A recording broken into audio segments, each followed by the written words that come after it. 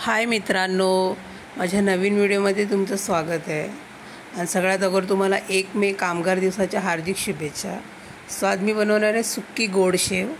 तर मी शेव घेतलेली आहे, सुक्कं खोबरं घेतलेलं आहे, वेलची पावडर घेतलेली आहे मी, आणि गोवर्धनचं घी घेतलेलं आहे मी।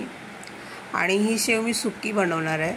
सो मी कढई गरम करायला ठेवलेली आहे आणि थोडं दूध टाकणार आहे याच्यामध्ये पाणीऐवजी। सो अगोदर मी सुक्कं खोबरं हे भाजून घेणार आहे गॅस बारीक करून, तुम्ही बघू शकता।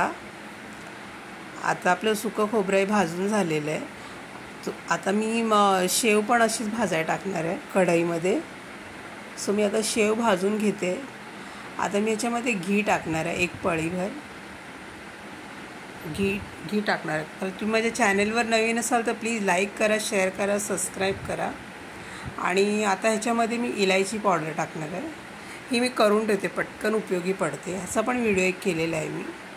सो आता इलायची पावडर टाकली। आता ह्याच्यामध्ये सुक्कं खोबरं टाकणार आहे, त्यानंतर साखर टाकणार आहे ह्याच्यामध्ये, आणि साखर नंतर मी पुन्हा एकजीव करून घेणार आहे पूर्ण, आणि बारीक गॅस ठेवायचा थोडासा।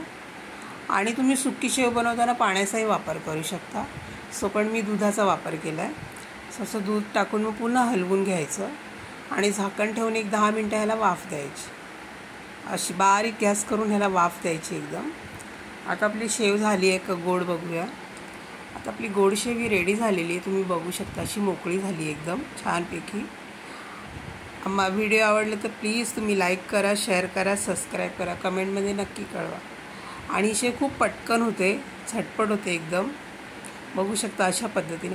आणि तुम्ही सुक्या खोबऱ्याच्या ऐवजी शेंगदाण्याचाही वापर करू शकता। थँक्यू।